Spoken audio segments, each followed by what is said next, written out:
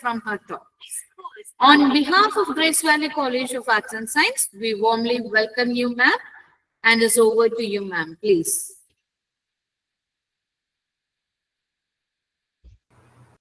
Thank you. Thank you very much. It's a pleasure for me to join uh, all of you online for this discussion. It is indeed, this is how we get opportunities to connect with the faculties across India, even when we are not traveling. So I was asked to deliver this lecture right in the morning. So we could not have planned this. Could not have been. It would not have been possible if I was traveling. So thank you. Thanks for the technology that we are here. So I have chosen to speak on a topic called culturally responsive pedagogy in the context of national education policy. I consider that this is a very important aspect that we must uh, talk about.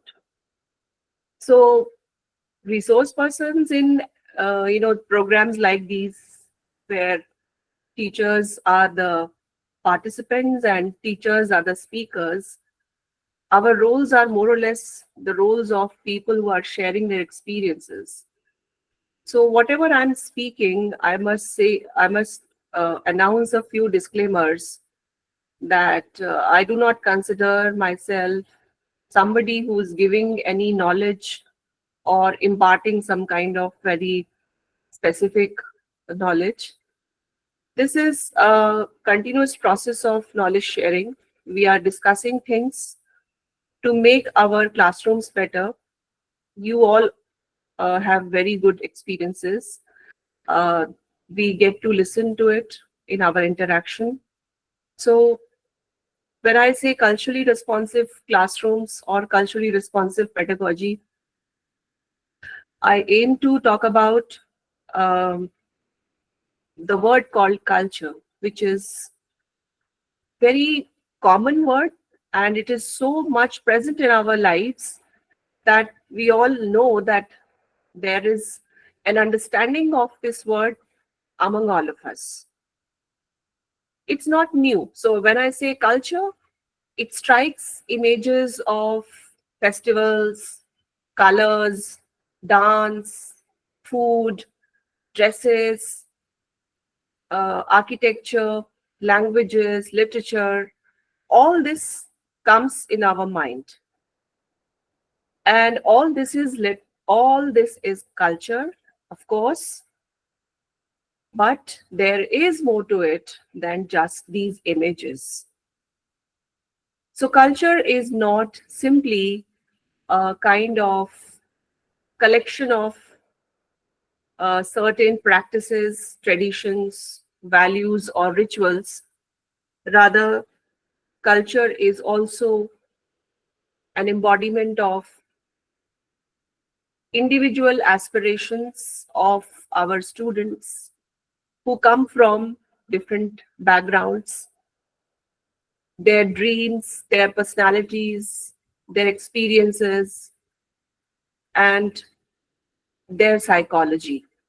This is also culture. So, in the context of modern education, when in 2025 we are sitting here and we are discussing about culturally responsive pedagogy, we actually mean this wider and a holistic interpretation of culture in a classroom. So I am presenting my PowerPoint.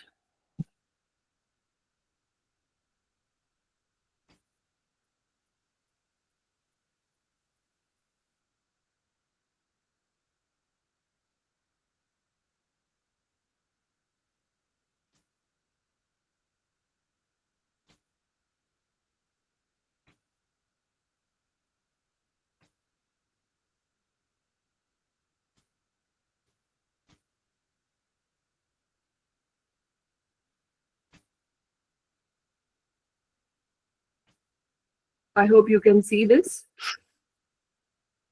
So this is the topic, culturally responsive pedagogy in the context of NEP 2020.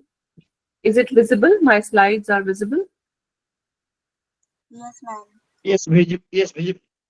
Okay, thank you. So, in this process, today we will discuss the various aspects. First of all, I will take up the discussion of what is the meaning of the word culture, which briefly I just now spoke about.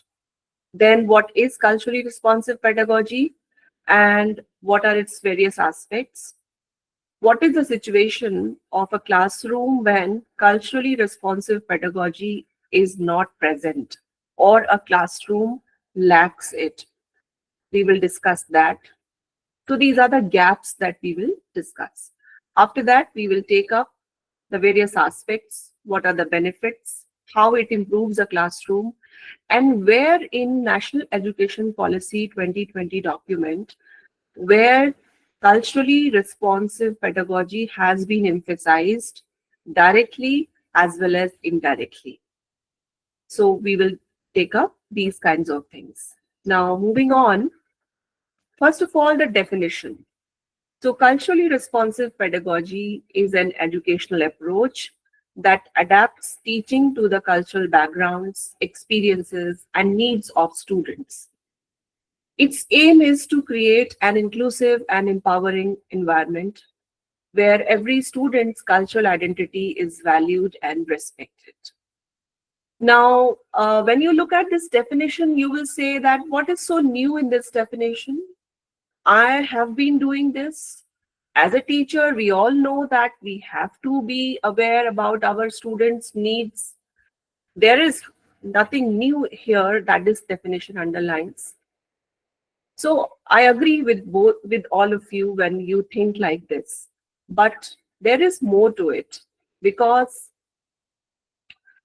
there are two ways of doing something.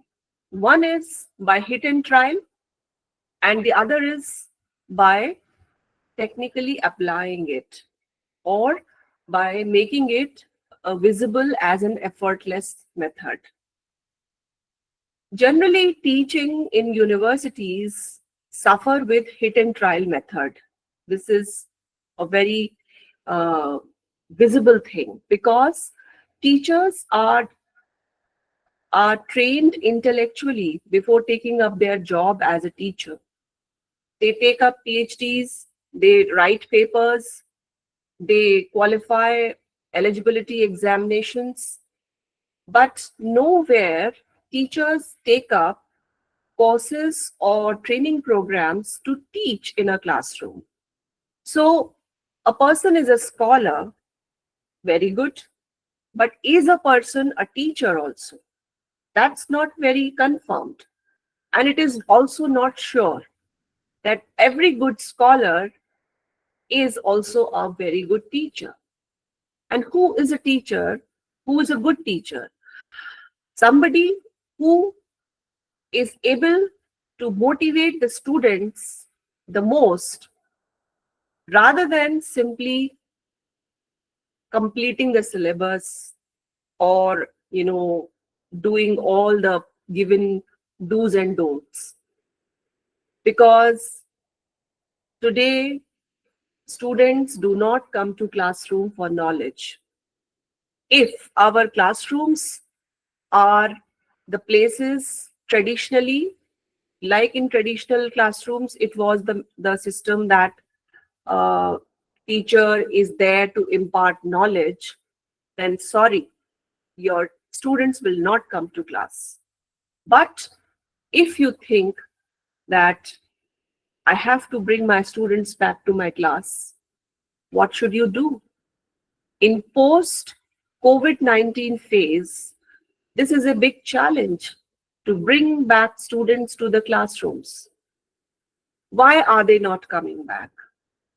The boom of artificial intelligence platforms, the boom of information technology, and so many options available for students at the click of a button to write their papers, to write their answers, to prepare their assignments, to know what are the different knowledge texts and to read them, to decode them, to write their summaries. Everything is there. What is the role of a teacher?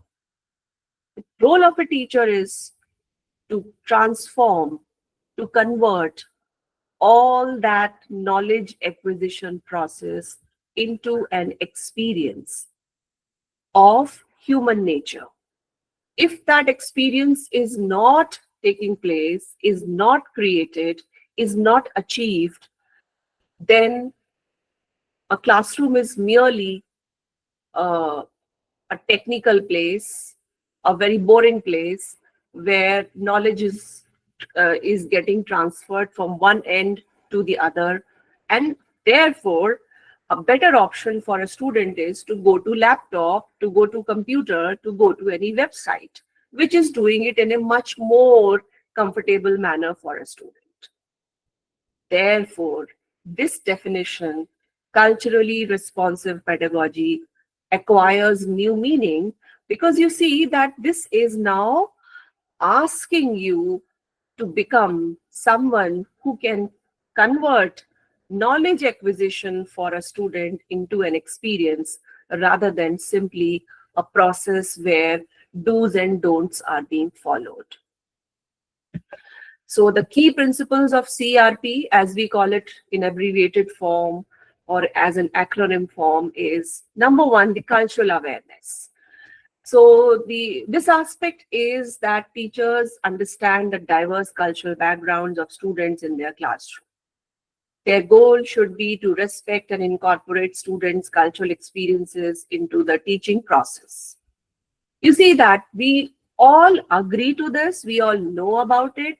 You will say, yes, I know it. What is so new about it? I'll keep repeating this. I want to say that we need to realize that what we know is actually not being done in classroom. I know that this is good, but do I really do it in classroom? I know that this is good for my students, but do I really make it happen in the classroom? That's the gap. And this gap can be fulfilled if you and me and people like us, all of us sit together in forums like these and we decide to sort out, to find out certain ways and means in which we can optimize the experience of a classroom or optimize the knowledge acquisition as an experience. Now, the next thing is inclusivity. When we are aware of a student's culture, are we using it? That is the question. I will leave this question here. Inclusivity. Are we inclusive as a teacher? That is, regardless of caste, language, gender, socioeconomic status, physical appearance, etc., gender and so many things. Are we really inclusive? All of us are humans. We can commit mistakes. We have our likes and dislikes. It is very difficult to be impartial all the time to all people every time for a teacher, because a teacher is also a human being. So what should a teacher do for himself or herself? Can a teacher say that I am always inclusive all the time for all the students? Is it possible for a teacher just on the basis of his or her faith in himself by saying this? I believe that it is not possible. I have really felt that just by faith in oneself, we cannot do it. We need to follow certain methods and techniques through which the possibility of error on our part gets minimized. Sensitivity of a teacher. A teacher needs to be sensitive to avoid cultural discrimination and biases in the classroom, because education is delivered while being mindful while of students' individual cultural identities and needs. See, in the beginning, I said that culture is not just a big chunk of certain rituals and practices. Culture is also about individuality. And that sensitivity, beyond discrimination and biases, is to be created by a teacher. Incorporating the local contexts. I think that this is the most important aspect right now in the discussion, that teachers need to include local cultural references and experiences into the curriculum so that the students can connect with material. For example, science and math subjects can be related to students' lives, literature, and so many social sciences. In fact, there is a requirement, there is a possibility in all subjects to be connected to the local needs of students. Flexible teaching methods is a very important aspect of CRP. That is because this pedagogy is encouraging teachers. So here, you find your room as teacher.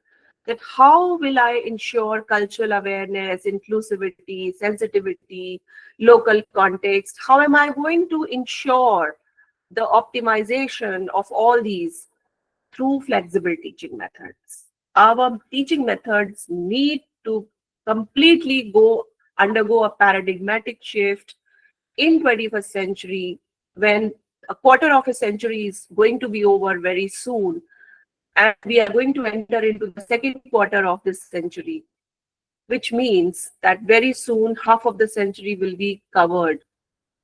And if we are still carrying the burden of the old ways and monolithic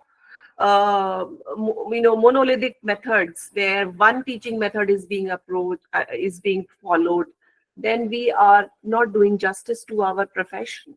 We are not sincere to our profession. This is not something that some kind of training program should tell us.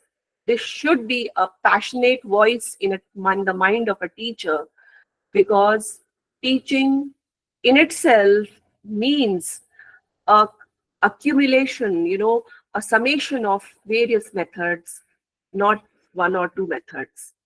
Respecting students' experiences. The word is experiences. And I told you in the beginning, if you want to bring back your students to the classrooms, let the classrooms be the place of experiences. And therefore, it is very important to value the experiences of students. They need to respect. They're based in their cultural backgrounds, based in their personal experiences, their activities, so that everything is relatable to students. Now, coming to how this scene looks when a teacher or a classroom is not CRP sufficient or proficient. Disengagement in classrooms.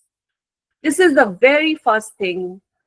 Often you have seen, classrooms where only 3 or 4 or 5 students are responding to what teacher says, and they respond, teacher listens to them, teacher asks certain things or gives any assignment. There is a group of motivated, sincere, responsive students who have a kind of a tuning with the teacher, probably knowingly or unknowingly. Teacher did not realize, but there was some kind of similarity at some level, because of which those particular students and that particular teacher start getting closer.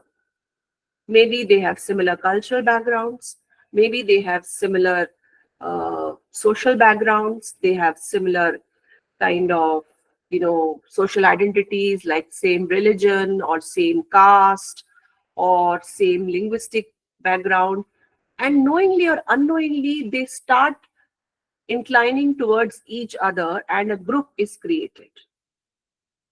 I am not saying something very unique. I have seen classrooms across my country, and this is a very, very common phenomenon. Every other classroom has a group of students who are close to teachers. Rest of the students are either just average, they are connected in a very average method to the teacher, or some of them are totally not connected to the teacher. So in the larger picture, there is disengagement in classroom for various reasons. And this is because of the lack of teachers' attention towards culturally responsive pedagogy. This is a very important paradigm. For example, in an engineering class, students from rural background may struggle with complex theoretical content.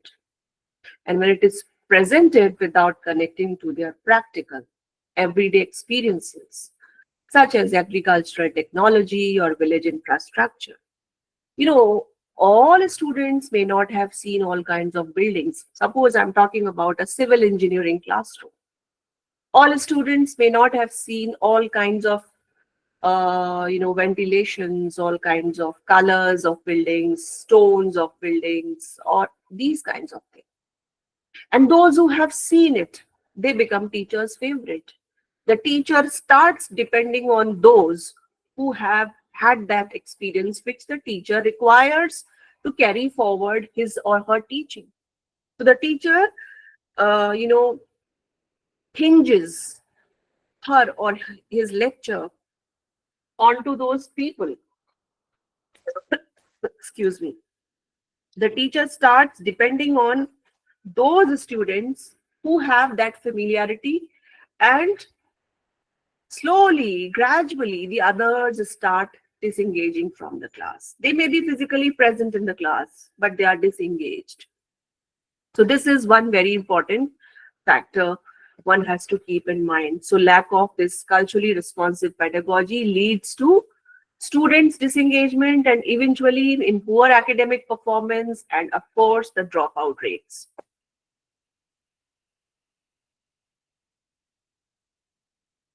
Then cultural disconnection in science, for example.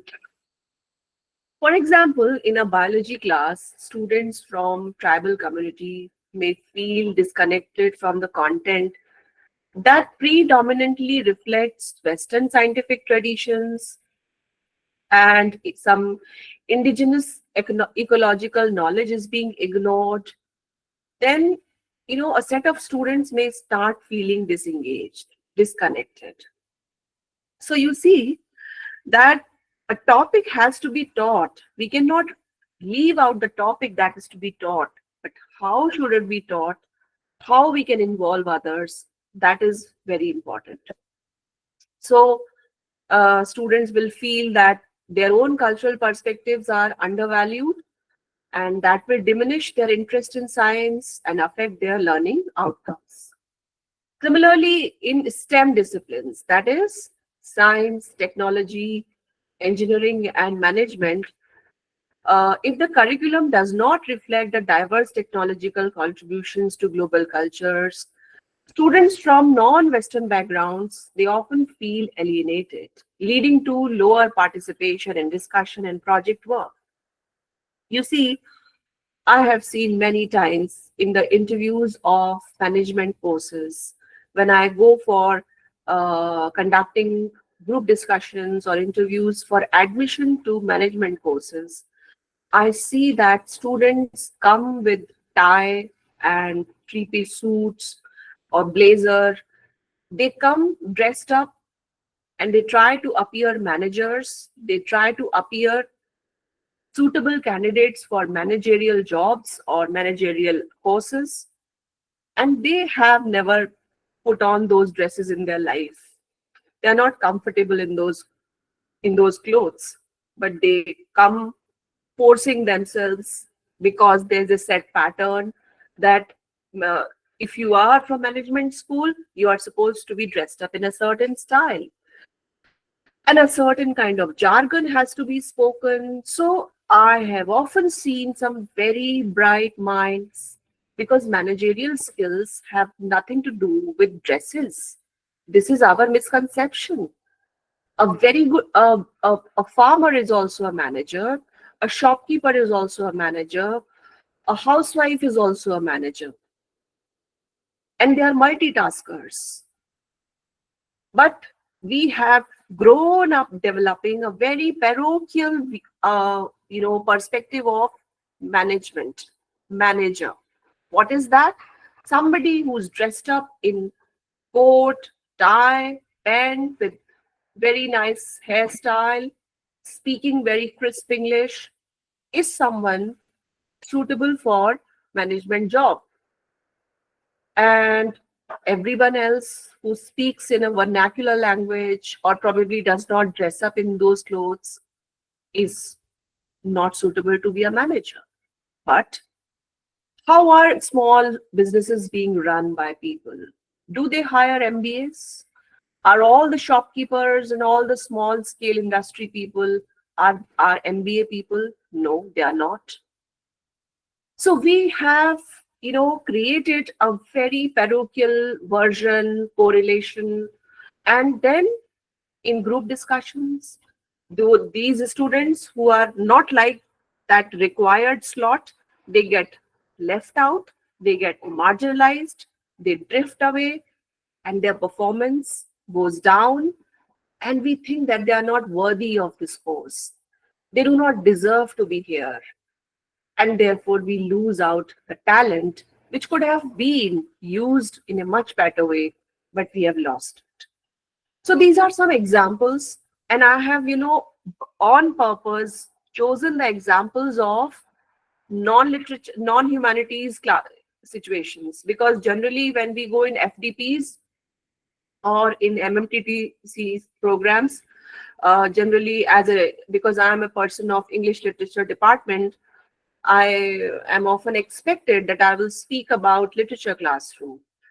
But you see, a pedagogy is required in medical college also. Pedagogy is required in engineering college also. Pedagogy is required in faculty of life science, science, humanities, social science, everywhere. And therefore, I'm trying to put across to all those people who are here that problems are there in all the kinds of faculty, all the kinds of disciplines. Culture is not something that belongs to only literature classrooms. Culturally responsive pedagogy is required in so many ways across higher education institutions. Of course, in schools also, but right now we are not talking about schools. Now, moving on. So, I've already spoken about this. So far, everything is clear. Somebody would like to say something, you can drop in your a comment or two if you want to say something, or you can write your responses in queries or response in chat box. We can take them up later on. So what are the benefits of culturally responsive pedagogy in higher education? I've already been talking about it, but let us be more focused now. For example, it enhances engagement. Now, this from disengagement to engagement. So the very first benefit is that it engages the students because they find their own identity in the classroom, being addressed, being respected. It could be a literature classroom, it could be a science classroom, but the very first thing is engagement. And what does a teacher need for in a classroom? We become teacher because our students are there. If there are no students in classroom, what kind of a teacher are we? Are we simply the teachers to just correct the copies, correcting copies, or evaluation and making mark sheets does not make us teachers. It's our students' presence right across the table in a classroom makes us teachers. So their engagement is the prize that you earn when you are a culturally responsive pedagogy person, and you make yourself more inclusive by doing these kinds of things. Now, I must talk a bit more about this particular topic because inclusivity is a very undermined expression because it is used so much. But to be an inclusive teacher, first of all, a teacher has to be a student. We need to empathize and be in the place of all those students who we consider to be the weak students. A teacher is not supposed to run the business of teaching with the help of some strong shoulders of the good students.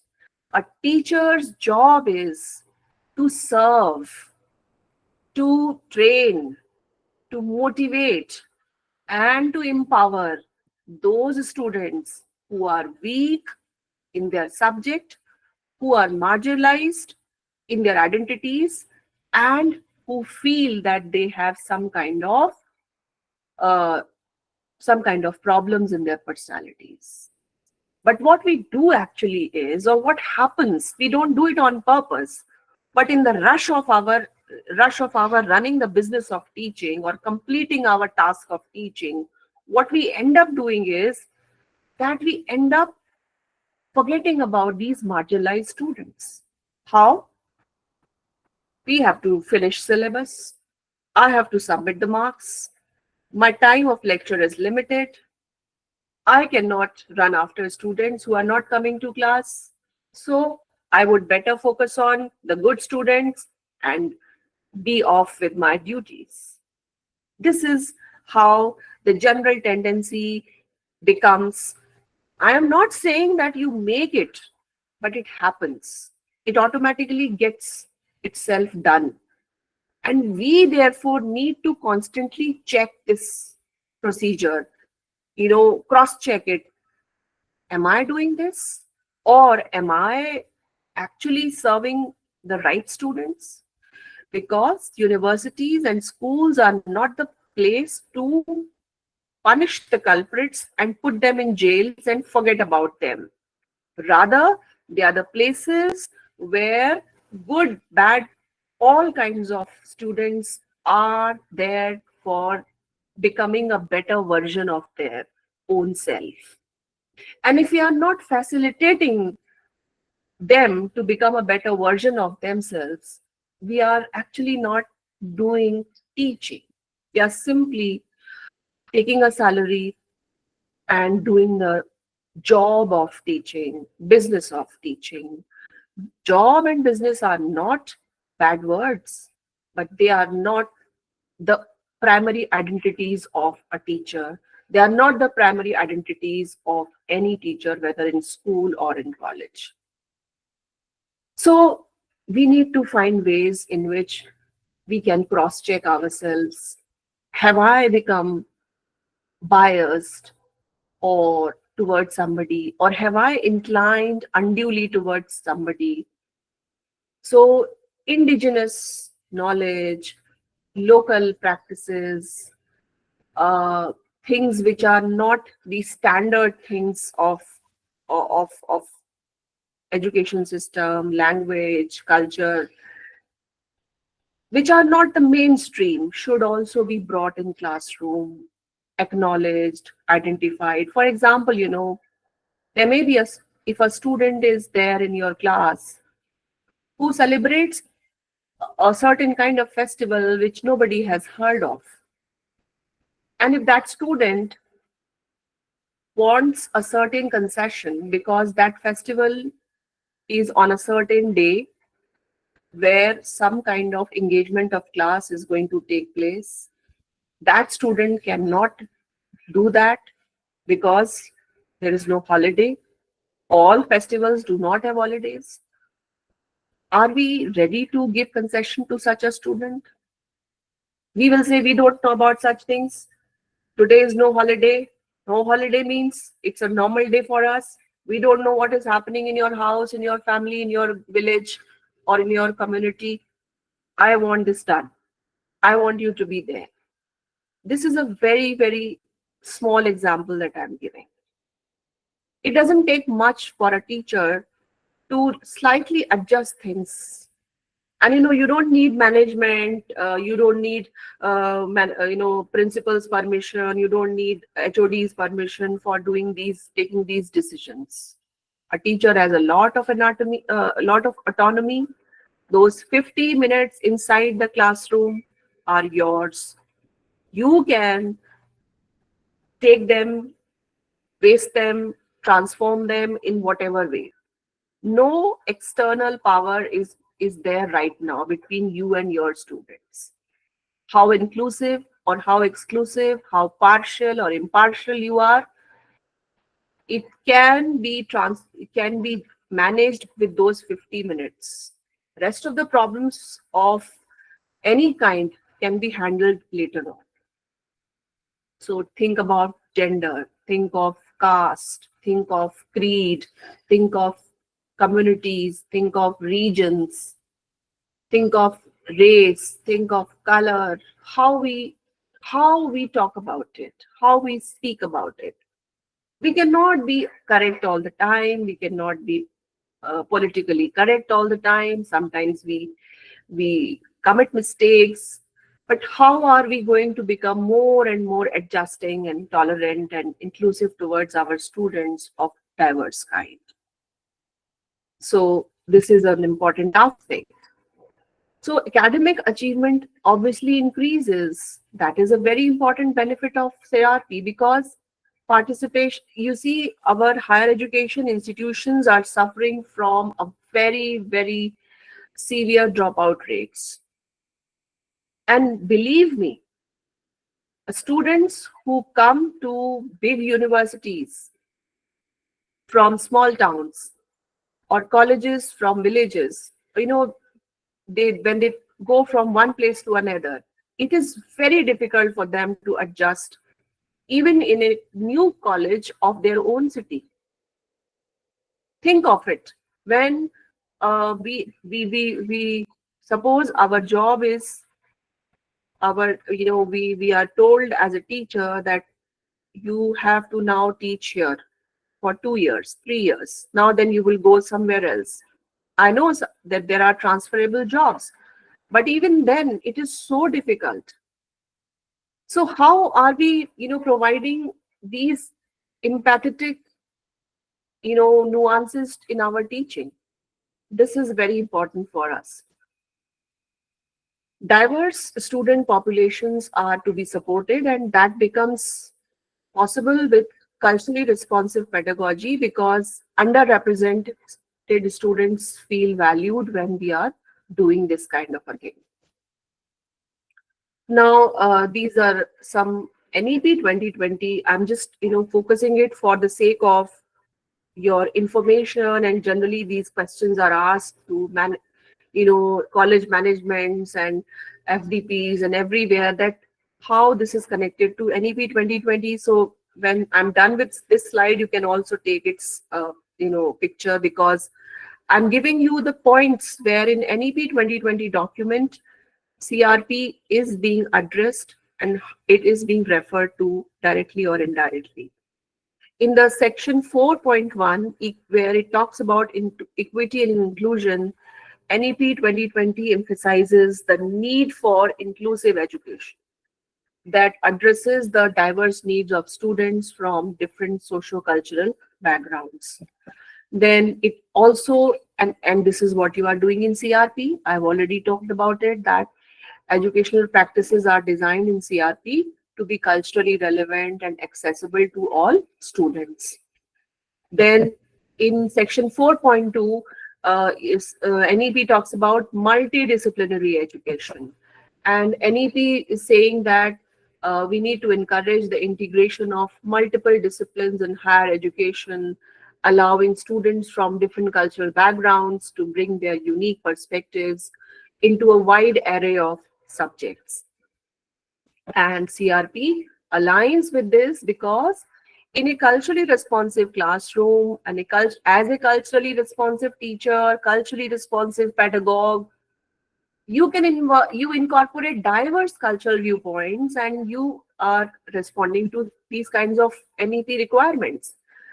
In section 4.3, curriculum and pedagogical reforms, CRP supports the transformation of curricula to include diverse cultural perspectives. And of course, I'm sure with NEP 2022 document around, all of you must be seeing that at some level your syllabus is going to be revised 4-year undergraduate program is going to be adopted. So we are revising syllabi. Somewhere it has begun, somewhere it is complete, somewhere it is still in process. But now please be very vocal about it. Speak up, write about it, so that what you see happening in your classrooms, the problems that have been there, they can be sorted out.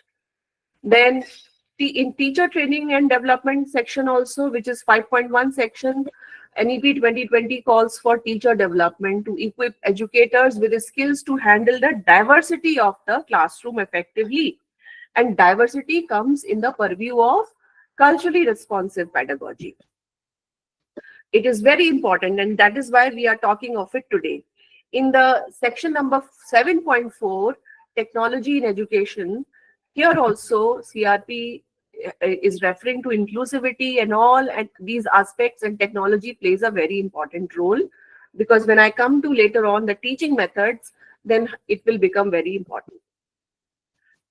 Now, this is a gist of what we have just now discussed. So it is a summation of so far what I have said in the previous slides. Now, the key components of culturally responsive pedagogy in terms of the classrooms.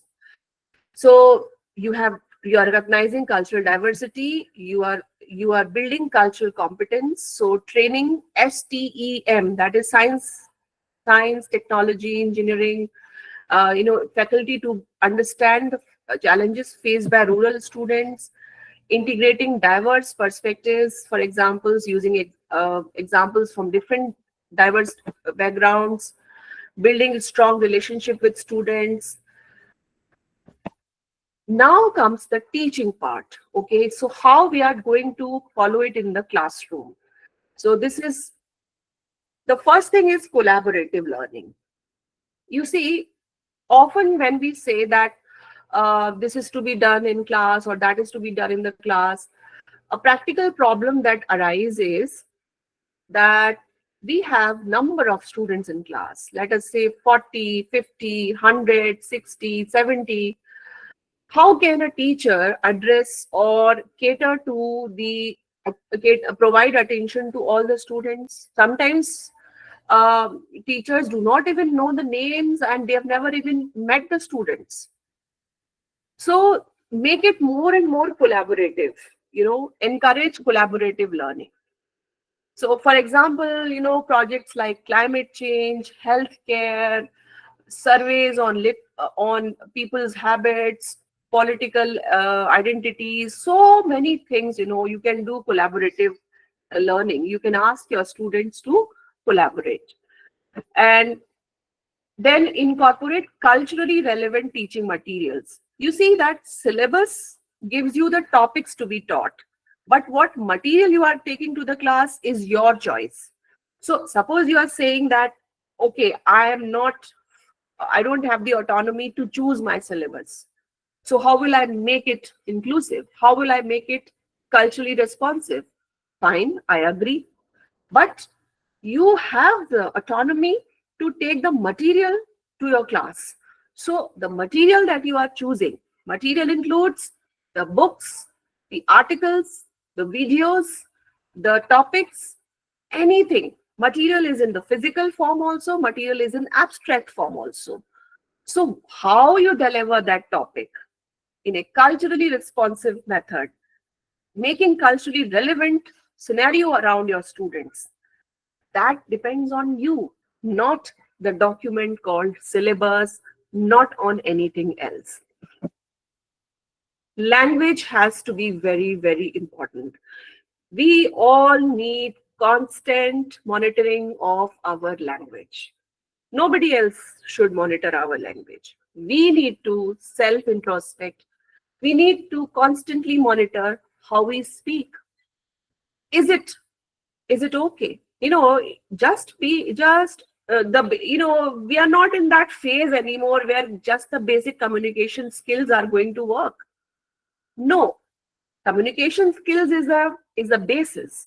Now on that we have to construct and build our linguistic identity as a teacher, whether a teacher of MBBS whether a teacher of a BTech, whether a teacher of BA, whether a teacher of any other course. So how is the teacher's language? You must have seen that some teachers have this habit of referring to student as a male, or a teacher has a habit of referring to something as urban. Like, when we say who's a good boy, let us say, uh, in our mind, there is an image that a student, or a boy who attends classes regularly, who follows the rules of a city. So, are we constantly guided by these kinds of things? So what preferences are guiding us?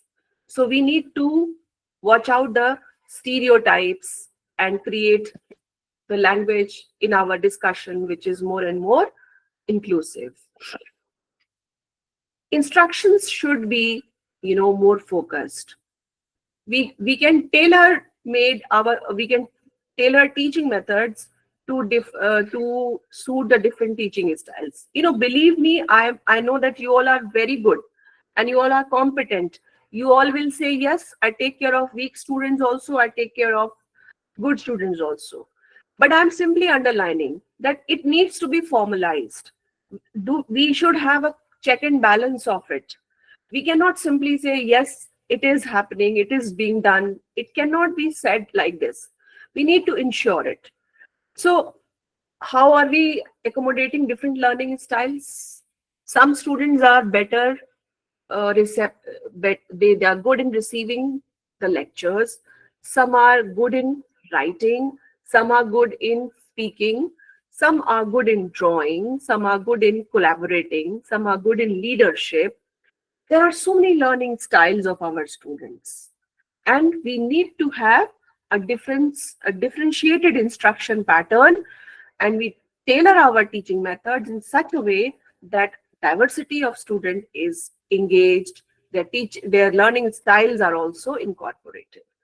There is no word like bad learner. There can be people who learn a certain thing slowly, but they learn the other thing fast. So slow learners and fast learners are relative. Any student can be a slow learner, or any student can be a fast learner. So we need to understand this. Somebody, there is no student who has no skill.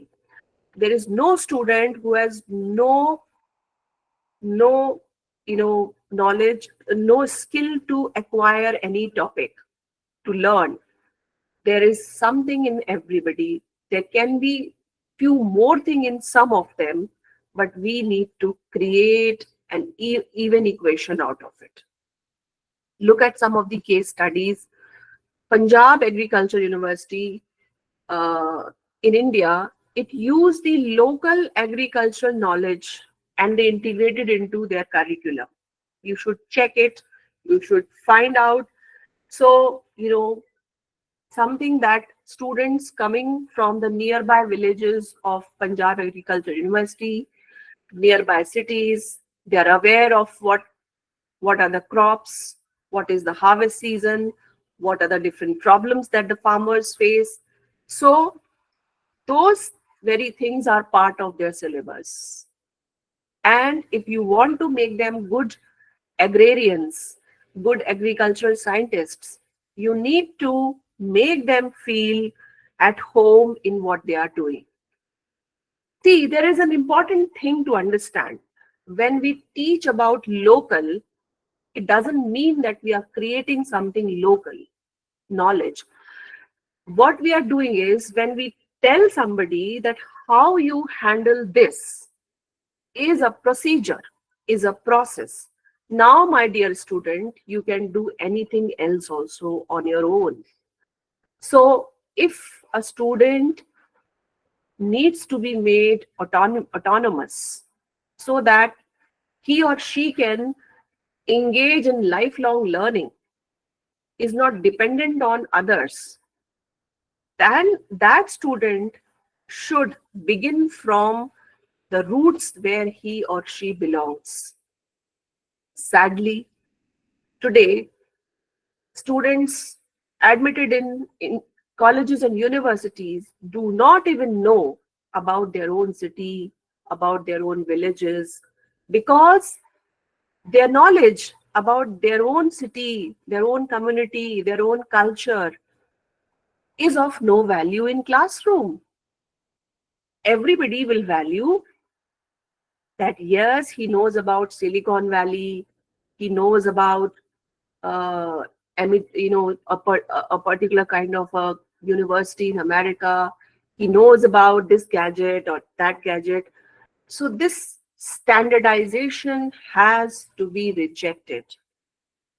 There is no standardization of these kinds of things. They have to be stopped. We need to value that what you know is something that you really need to build your building on. The foundation needs to be respected.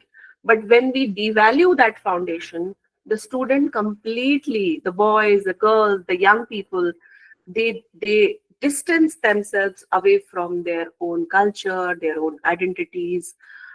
If you can see, there are so many studies, surveys which prove that we do not know, as young people, our young people do not know about uh, their own their own cities, their own villages, the geography, the climate, the rivers, the history, the requirements, the people, their problems.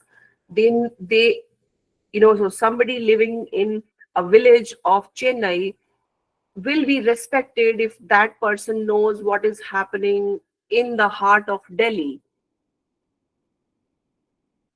But he or she will not be respected if he simply knows what is happening in his village and he can very well articulate it, very well talk about it, express it nicely, knows ins and out of it. So why not give a project on it? Let him speak about it, make him speak about it. In social sciences, in sciences, in technology, in literature, in any field, you can make your students' local surroundings, his or her roots, useful for your classroom in all kinds of departments, all kinds of disciplines. It's not just literature that I'm talking about. Another example, case study 2. IITs have had collaborative projects for rural students. I always say this to engineering and medical students, to science students, to literature students, that if you are studying buildings, if you are studying architecture, if you are studying civil engineering, why not connect with people who are living around you and see their life? What kind of problems are they facing? If you are, for example, a literature student, why can't you talk about the language of the region that you belong to? Who was the great poet of that region? What kind of language existed there 50 years back? How have what poetry, what literature exists around this area? So only, you see, the syllabus is only a guideline of how this subject needs to be approached. Syllabus does not tell a teacher to stop here or to not bring anything else. That is the role of a teacher. And I don't want to listen to these kinds of things at the level of teachers or at the level of management or at the level of administrator, that, syllabus is not in my hands, schedule is not in my hands, deadline is not in my hands. So how can I waste my time? They call it wastage sometimes. How can I waste my time on all these things? 50 minutes are yours. Your, your college, your university, your students can be anybody. But those 50 minutes, they are yours. What you do inside that classroom is your time, your approach, whatever the syllabus may be, whatever the university be, whatever the situation be. You don't need smart classroom for passion. I am not against any of these things, but considering that I will become a good teacher when I will have a perfect classroom, like somebody having in a big city, then this is not a good approach. You see that there are so many good colleges, good schools in various European countries who are de-gadgetizing themselves. No gadgets in schools, no smart classrooms, no smart boards, no computers, no internet. It's between human beings, two human beings. That is very important. Two human beings are all the time talking. That is experience. Knowledge is there in computer also, but experience cannot be created by gadgets. If your student goes out of the class, talks to other people, another experience. So outside the class experience, inside the class experience, all these things are very important. So these are certain challenges and considerations that cultural biases and stereotypes. Teachers may consciously favor urban-centric or mainstream perspectives, which I have spoken about. Faculties are resistant to changes. We all are resistant to changes. We don't accept change very easily. We are apprehensive. So that is there. And of course, adequate support is also required at a lot of levels. So these are some challenges, but I have already spoken about how these challenges are to be dealt with. We may not get 100% desired result, but we may get 50% result, 40% result. The change will begin. So these are certain recommendations at the level of your classroom. You engage in continuous professional development. It's very important. You see that as a professor, a teacher may start thinking that now I have attained the highest level of my professional growth in my life. I don't need to train myself in anything. I consider this a very negative approach. A faculty development programs or refresher courses or orientations or faculty induction programs, they are compulsory things by government.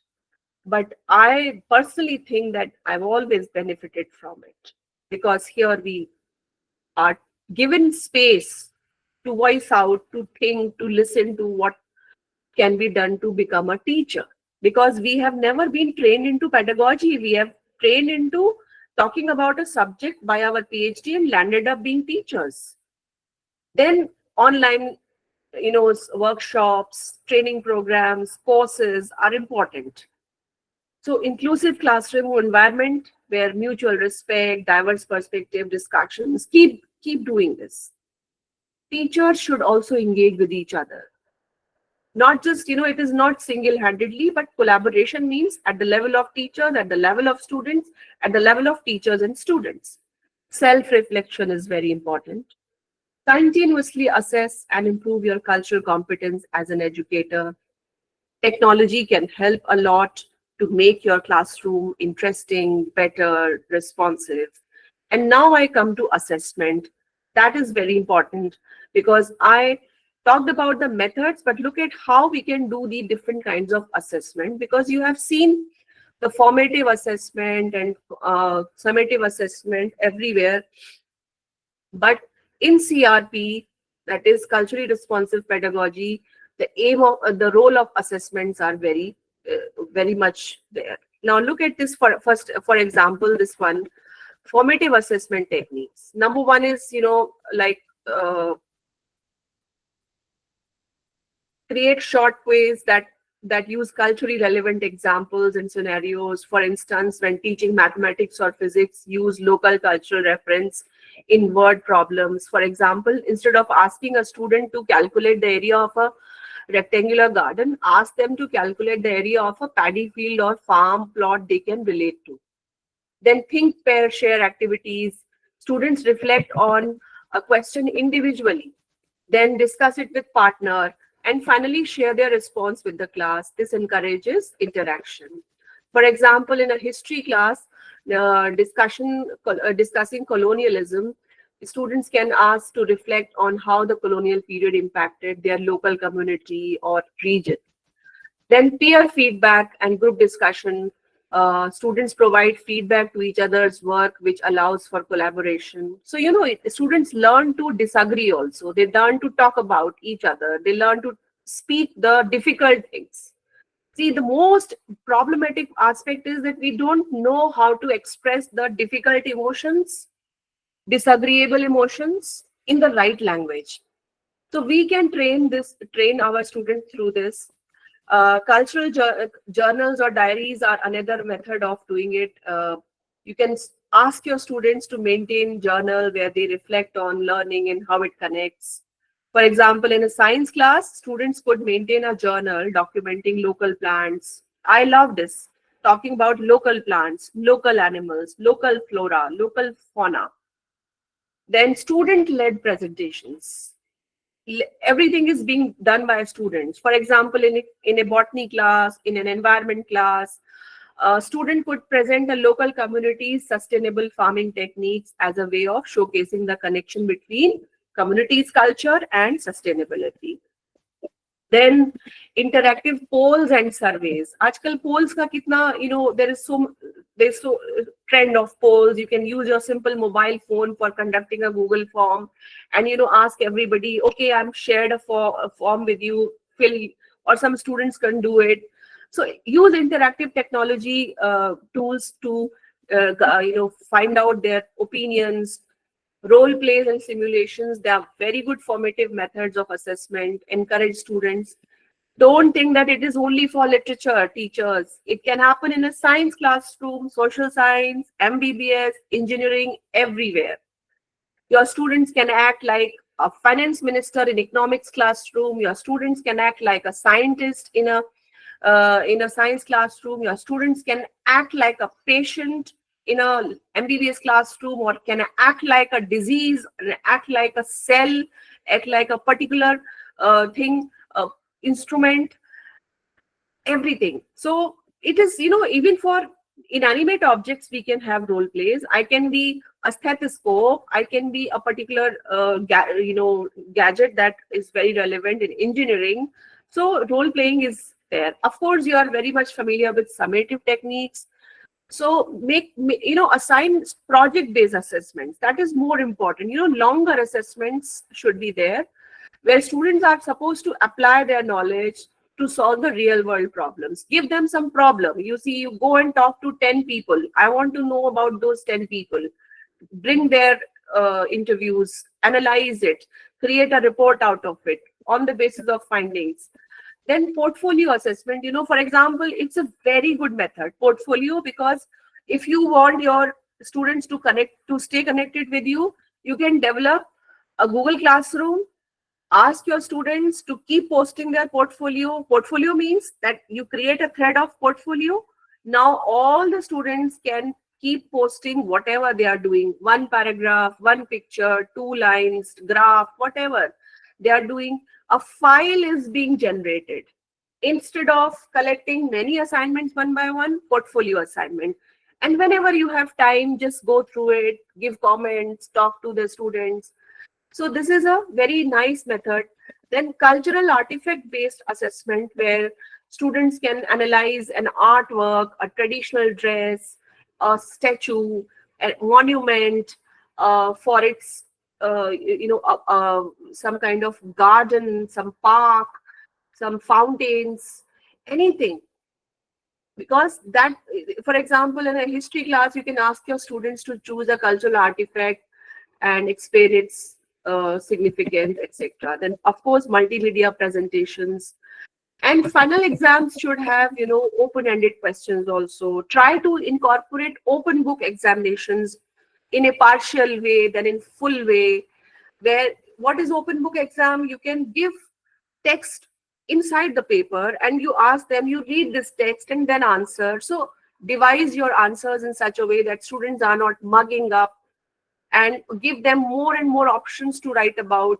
So these are the things, that as a teacher we can do to become culturally responsive teacher, culturally responsive pedagogue.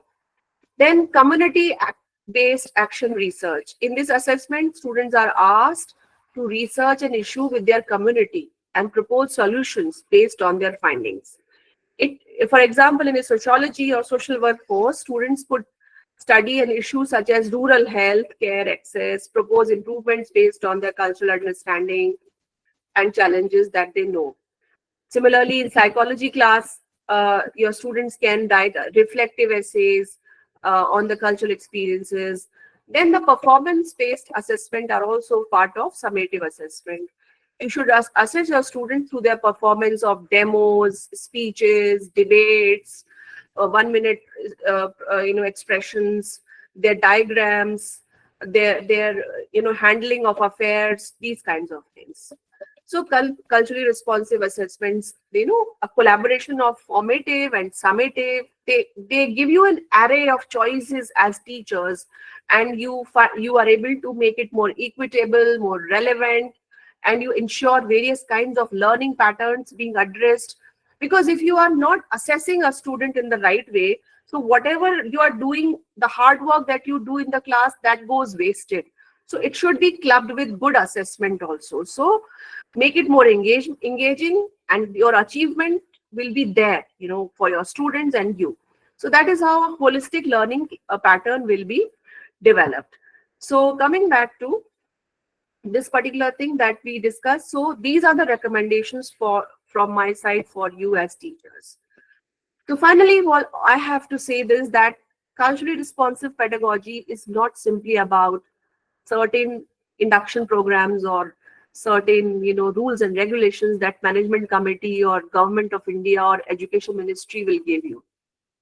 Culturally responsive pedagogy is an awakening that is required in a teacher being a teacher, not a professional, not just a job worker, not just a person who's hired, but as somebody who's passionate to transform somebody else's life.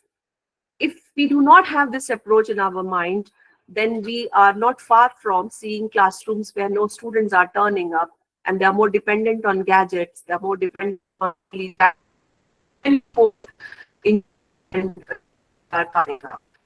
We can compete with their speed as humans, and we cannot compete with us sake for being the plain teacher, real genuine persons that are in our classrooms. We need to bring that.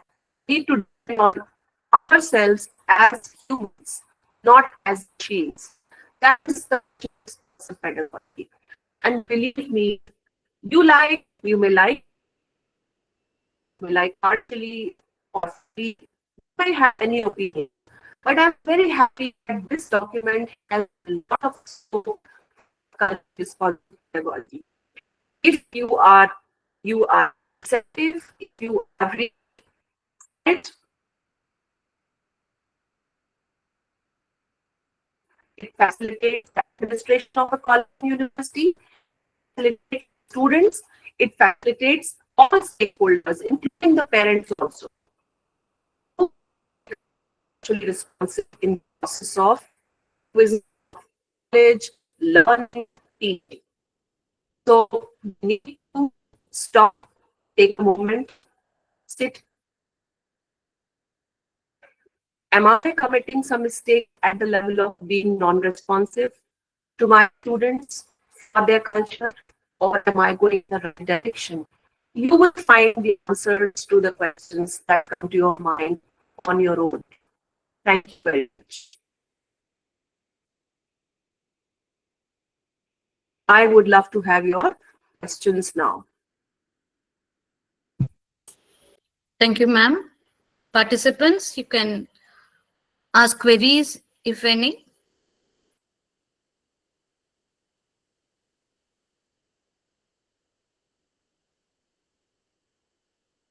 Are there any Ma'am, queries? ma'am, Yes. Yes. can you hear me? Yes, I can hear you. Um, you told about or you described about CRP, but that is inclusion in classrooms. But the person, the teacher, he needs to be having enough time to come out of the syllabus and curriculum and contact with the students. Is it possible in this syllabus based environment?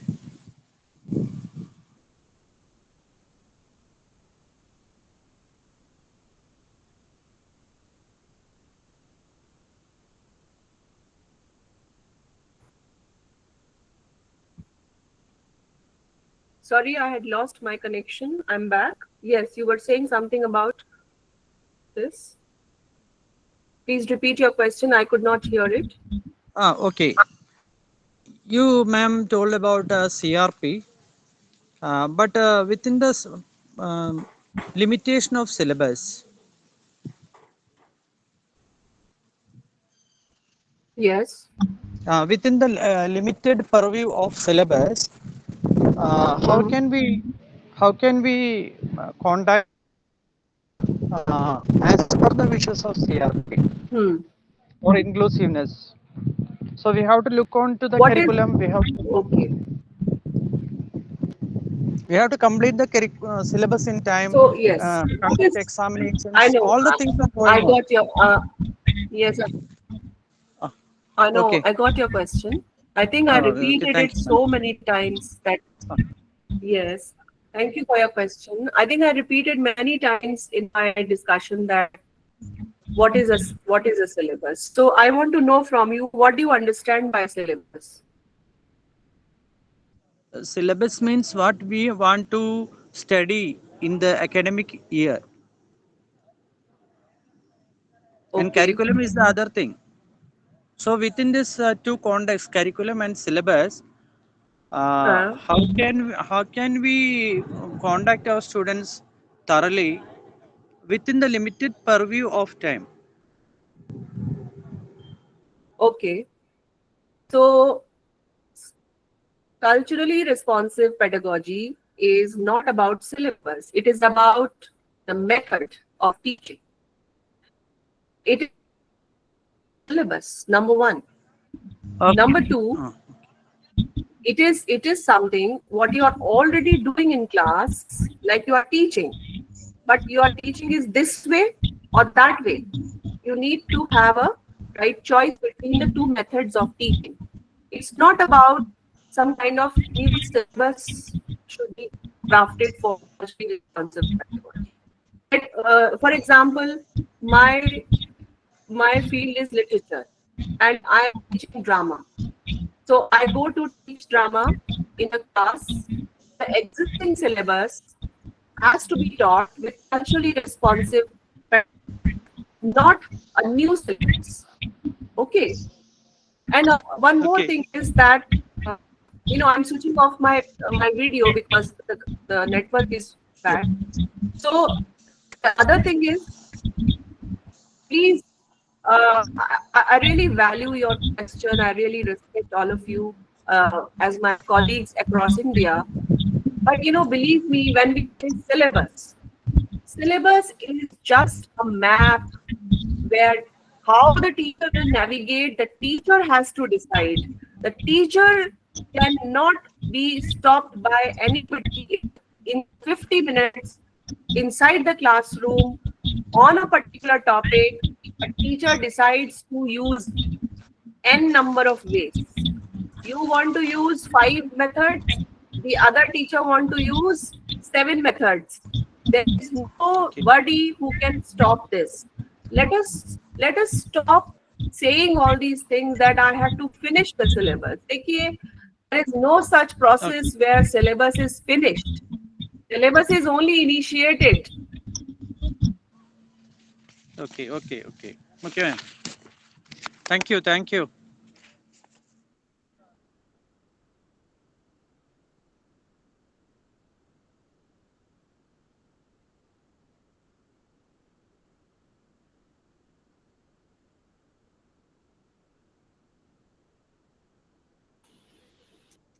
I think she has lost her connection. We will just wait for a few seconds so that she'll join us back.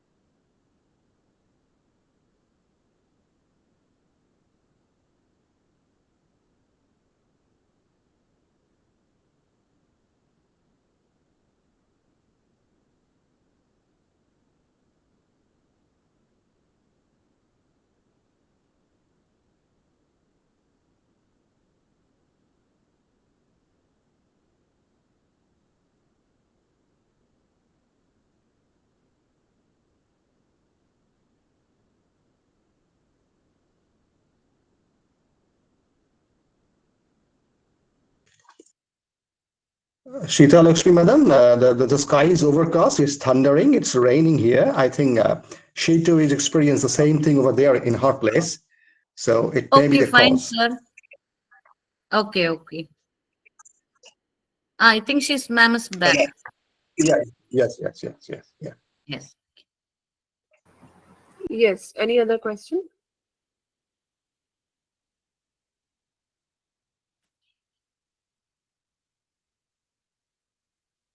Is there any other query?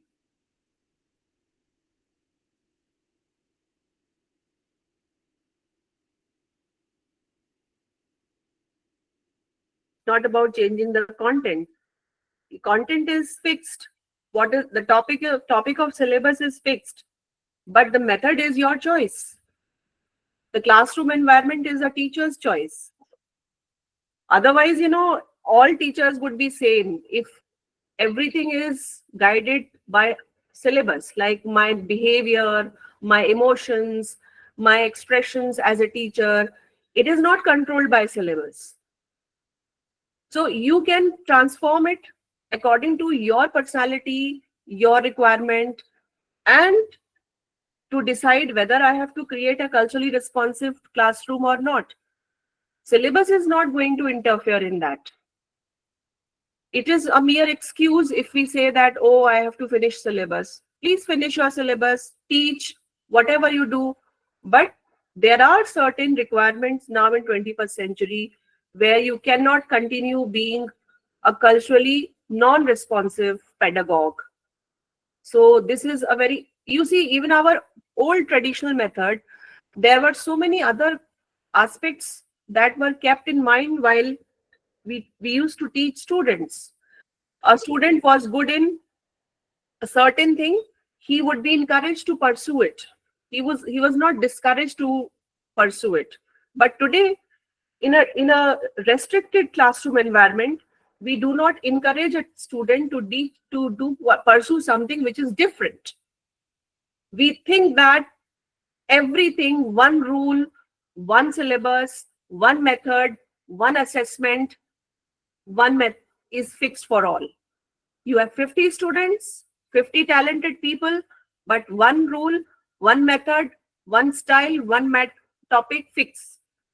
Now it is injustice to those who are not compatible to a particular style that you are using for a particular topic. So devise a mix of things so that your classrooms attendance can grow, your students talent can be optimized, their grades will become better, and they will think originally. That is why we do not have very basic researches, very original researches.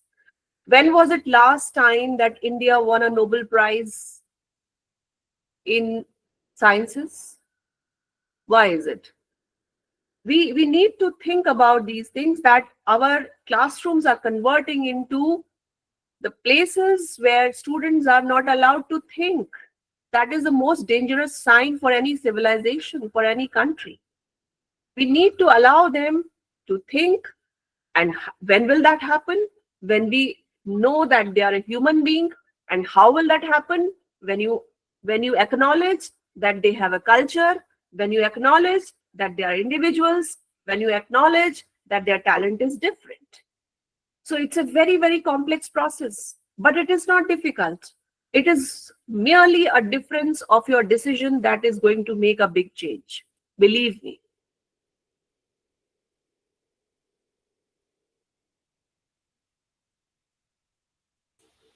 Yes, ma'am. I think we don't have any more questions. Yes. Yes. All right. Okay, ma'am. As ma'am said, I think when we and students are very eager to learn from new methods of teaching, and as ma'am told, they don't want a lecturing method, or in whatever topic we are taking, they are expecting a new method of teaching.